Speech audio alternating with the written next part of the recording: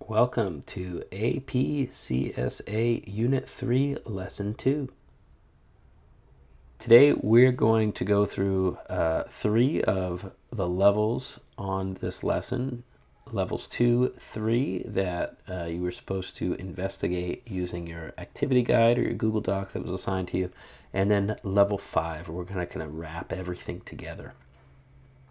So let's take a look at the code in level 2 here. As we could see in our main method of our testing class, myConsole, that we create an array manager object called data. So let's take a look at arraymanager.java. And in the array manager class, we can note we have a single method here. We don't even have a constructor, so that means Java will have to make it a default constructor for this object. But it will create one with this single method that's returning some values. And it's going to return an integer array is what this means here, right? We've seen many methods that might say void here, or we've seen returning strings, but we could also return entire arrays of data. So this method will create an integer array. Remember, the syntax is the data type, these square brackets, empty, that tells Java that we want an array. We give the variable a reference name. We give it a new value of a new object, because arrays are an object, not a primitive type. They contain other types, and in this case, they contain the primitive type integers. And then in this square brackets, we put the length of that array. So this way of constructing an array does not give us specific values in that array, but instead gives the default value of that data type in the array. So this array is going to be 5 long with zeros in every element, and it will return those values. So let's get back to our main method. So we make that data object, and we immediately tell it to create that array, and we store it in our variable, another integer array called numbers. And then we have a system.out.print line that will print, it seems to say, numbers at index 1. So that's how we read this when we see an array variable being used and we see square brackets with a number in here. This index, this location in the array. So when we create this array right here, I'm just going to add in a comment. The array we've created is 0, 0, 0, 0, 0, 5 zeros. So that's our array created in that line 6. Let's put the comment with that. So when we're going to print this, it's asking to print that element at the first index. Now that's not first here, that's index 1. We normally don't call that first because Java starts counting these indices at 0. So this first element is going to be the 0th element. And then the first. Most people don't number them like that. We just say element 0, element 1, element 2, element 3, and element 4. So if it's going to print element 1, that's going to be a 0. Right? And let's just run our code and make sure our prediction is correct. Yep, printed a 0. So our first modification we're going to do is, as you see here in this to-do number 4, modify the numbers so that the code prints 42, but do not modify that print statement. So we just want to change the element at index 1. So to do that, to access any element ever in an array, we type the name of the array, square brackets, and we type the index that we want to affect or access. In this case, we're going to mutate it and change it. So we are going to assign it a new value. Remember, that's what the equal sign does. And let's give it a new value of 42. So when we run our code again, you'll note that we're still printing out a 0 here. And that's because we're modifying that element after the print statement. So let's actually just copy that print statement again. And this time it should print a 42 because now in this array, we have a 0 in element 0. We've just changed index 1 to be a 42. And then we should have zeros in the other 3 elements of the array. So this should print a 42. Let's check it out. So first we'll see it print a 0 and then a 42. There we go. So first print, it's a 0 because that was element at index 1. Second time, we've changed that element to 42, and we're printing that same element out. So now the next step would be write a single line of code to print the entire array. So what most people, when they're first learning Java, try to do is let's just type in and try to print the array. We won't give it a specific index. Let's just type numbers. Or we often see, since it is an array, we often see people put those square brackets and just not provide an index in between. So let's try this one first. So you'll note that we get an exception. Java's just confused. It's expecting something else. So let's take those brackets off and let's see what gets print. Okay, so this third print line is here. We see square bracket, capital I, at, and then what seems to be a bunch of gibberish. And every time we run it, that gibberish is going to change a bit. So if you recall, this is the default toString return. So remember, our toString methods our ultimate superclass, that object superclass, always has a toString method that returns the name of the class. So apparently the name of this class is square bracket capital I, an at symbol, and then followed by something known as the hash code, which is a semi-unique code to identify objects in the heap memory of your computer. It's not necessarily unique, but it's one way to tell whether or not you're dealing with a particular object.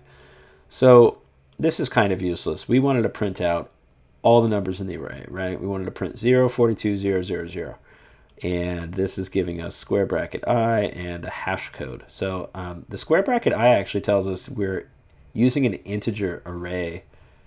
And the hash code doesn't really tell us much. So clearly, we don't have a way to do this in a single line in the Java programming language. So we're going to take a look at our next level and how we might go about this. If we can't print all of them in a single line like this, we do know we can print single elements in a single line, right? Like we printed the 42. So we're going to take a look at what can happen if we just print each of these one at a time. In fact, we could do that here in multiple lines. I could say I want to print element 0. Let's just copy and paste a little. And the next line, element 1. The next one, index 2, index 3, and index 4. So now we have all 5 of our elements with their indices starting at 0, of course. And we'll get the entire array printed out, 0, 42, 0, 0, 0. But in a single line, that's just not going to be possible. So let's take a look at level 3. We get a lot going on here. So let's read the code a little bit. So we see we are creating a string array of a bunch of countries, and we have a double array of internet usage. So that's the percent of the country's population that uses the internet, I believe daily, if we go investigate that data set. So we then create a countries object. So we're going to have to go read our countries class. So we have 2 instance variables, names and data. Note it that they are string array and a double array, just like the data we've created here. And in our constructor, it takes in a string array and a double array and assigns those to names and data. So when we're creating our countries object, we're really just passing along this data of names and internet usage to our object. So now our object has those as attributes. And you know that we have a couple of print lines. So the first one says countries colon space, and then countries data are object, and the method getNames. So let's take a look at getNames. You'll note it just returns the string array. And we've seen that if we print an array, we're not going to get all the elements. In fact, if we run this, let's take a look. Same thing's going to happen with getData. We're just returning the array, and when we print an array, we're not going to get what we want. Let me just comment out this third one. Let's take a look at the first 2 print lines. And we'll note Yeah, we're not getting what we want. We're getting the name of the class. So you'll note we're getting this square bracket means array, and then this is the name of the string class that's built into Java. And then our double array right here. And then their hash code, unique, semi-unique identifiers for their object. So didn't work. This last print line, though, uses a different method called print data. So let's take a look at the print data method. Note it takes in a string message. It creates an empty string here. We create an index with the value 0, and we have a while loop. Let's take a look at what this says. It says while that index variable that starts at 0, while it's less than or equal to the length of names. So that's the length of the names array, the string array. So however many items there are. And that string called result, we're going to concatenate onto it the element at whatever the index variable's at. So if our index is at 0, that'll get the first element. If it's at 1, we'll get the second, colon. And then it does the same for the data. And then that message, whatever that parameter was, in this case it will end up being % using the internet, followed by a new line. And then we increase the index. Notice this. We're going to assign a new value +1 here. So the index will go up every loop of this until we're no longer less than or equal to this length. And then at the end, after the while loop's done, we return the string result. And that will what we'll print. So let's take a look at that running. Ooh, we do have an error though. So it says an array index out of bounds exception. Index 10 is out of bounds for length 10. Index 10. So during that while loop, this index is going to keep increasing, right? And the length of our names array is 1, 2, 3, 4, 5, 6, 7, 8, 9, 10, just like the error said. Oops. So if our length is 10, we have to think, what is the last index, though? If we're getting an array out of bounds, it means we're giving an index that doesn't exist in here. Note, we start at 0 for Australia, right? There's no negative index, so that would give us an error. And our last index here, if we're starting at 0 with Australia, then means the United States is at index 9. So note our while loop here. We have while the index is less than or equal to the length, but the length is going to be 10. Our index cannot equal 10. So I think to fix this error, if we just get rid of that equal sign, we'll note that the most this will go up to then is 9, since we're adding one at a time to an integer. And then once it hits 10, this will be false. 10 will not be less than 10. And then we won't be accessing an index that's out of bounds, larger than our actual set of data in the array. So let's check this out now. And there it went. Oop. So here's the first two prints that don't work. And now here is accessing at index 0, accessing index 1, index 2, and so on, all the way to index 9. And notice that message we passed along as an argument is right here after the data. So I really want to look at that while loop a little more, and we're going to create one in level number 5. So let's take a look at level 5. Doing this is known as traversing an array. So this program contains a mountain array of the top 5 highest mountains in the world and a height array which contains the height of each of them. So at index 0, we have Mount Everest and its height.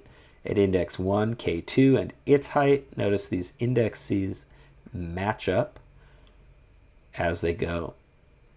And then we create this world mountains object. So let's take, and we give it those two sets of data, the string array and the integer array. And that's the same setup as level 3 with our constructor. So note, we do have our accessor methods to get those arrays. However, that's not going to help us print them. So we have an incomplete print mountain heights method, and that's going to be our job to do. So it says, first off, to write that method, and then 2, to call that method. I'm actually going to do them a little backwards. So I'm going to call that method in our print line first. So our object is called top5 dot print mountain heights. So I'm going to call that first.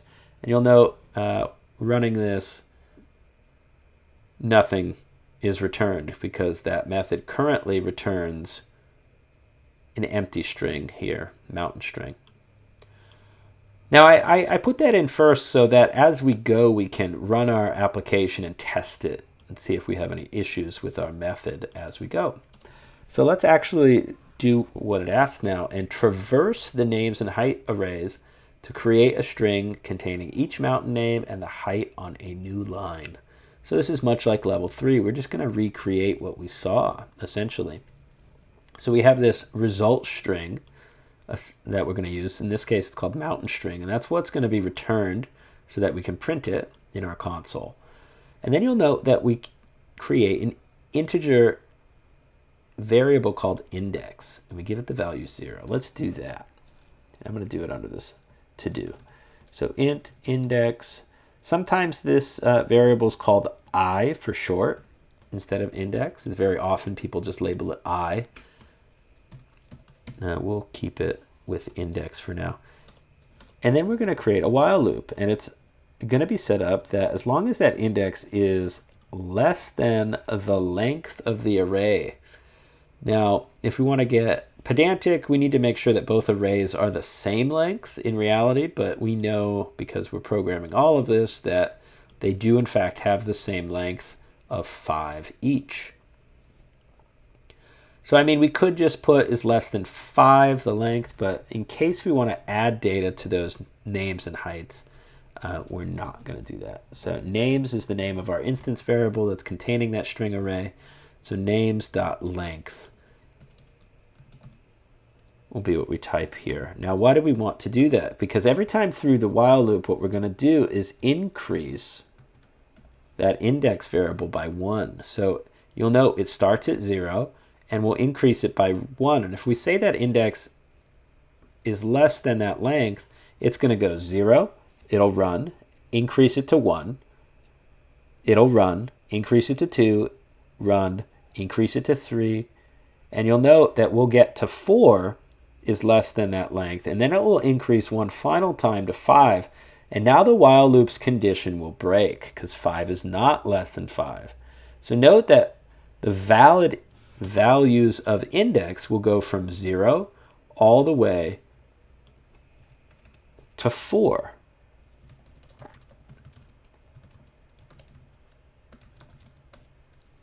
It will actually go to 5 and then break.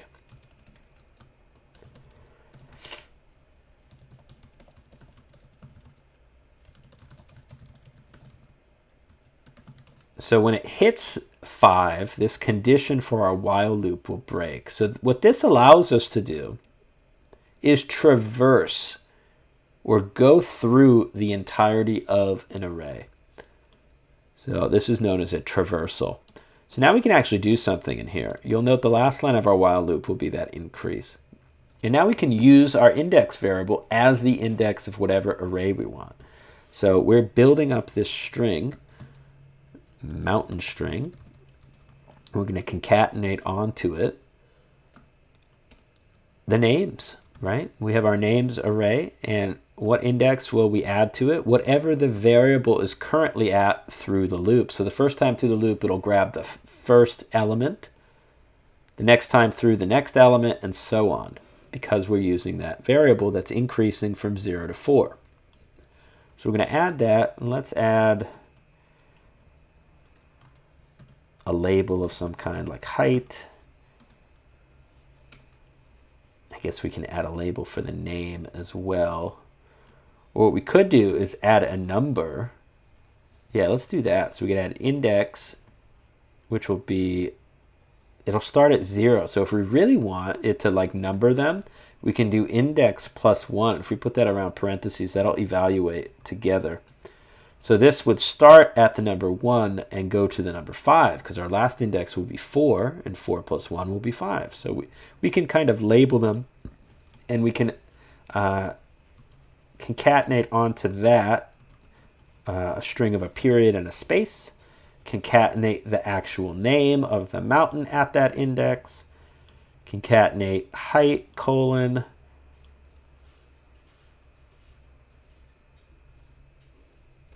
and concatenate on what's the name of our heights. Okay. At that same index, because remember our data matches up. And I'll just put height of, or with a height of. So it'll be a full sentence. And then we want on a new line after that. So we're actually going to add our new line here, so that when we come through this loop again, we could just concatenate this on. It already has a new line waiting for it. I think that's going to be it. Let's go through that string one more time. The first time through the loop, our index value is 0. 0 is less than its length. We concatenate onto that empty string. So the first time through, the index is 0, and we add 1. That'll be the number 1 dot the name of the first at index 0. With a height of, the height at that same index, and then a new line. And we'll run through that as we saw the index going through 0 through 4. When that index hits 5, this while loop will not run again. So we don't have to worry about using an index of 5 that doesn't exist, because 5 is not less than 5, which is the length, and it will then exit out of the while loop and return the string back to our print statement over here. So let's run it. Let's see what happens. There we are. Ooh, I forgot a space after of, so let's just add that really quick. Common mistake with building up and concatenating strings. Missing little spaces here and there is a good thing to look out for. And there we are. And is that in feet? I'm not even sure what that data is of. Oh yeah, it says. Now their example here, we set our string up a little differently, and that's perfectly fine. Let's just add the word feet in here before our new line. And there we go. So now we have created a traversal that goes through every element of our arrays, and actually both arrays, since they have matching data in every index. And we did that with, again, an integer variable that gets incremented every loop through the while loop, and notice our condition is always that index less than the array's length. So with that, I hope that helped you out a bit. We'll see you next time.